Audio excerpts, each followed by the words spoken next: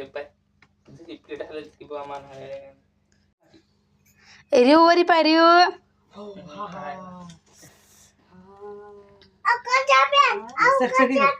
तिकडं पाहिजे पोरग पाहिजे रिया पण कसं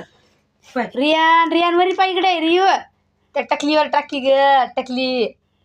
लय बसू दे गैर ओढून म्हणून मी तिथं टाकलं तकलीवर घेत नाही आणि पाय गेला गेला गेला गेला पाय लेकरू किती हुशार आहे अरे वा किती गोडचे गोड तुला साधी बस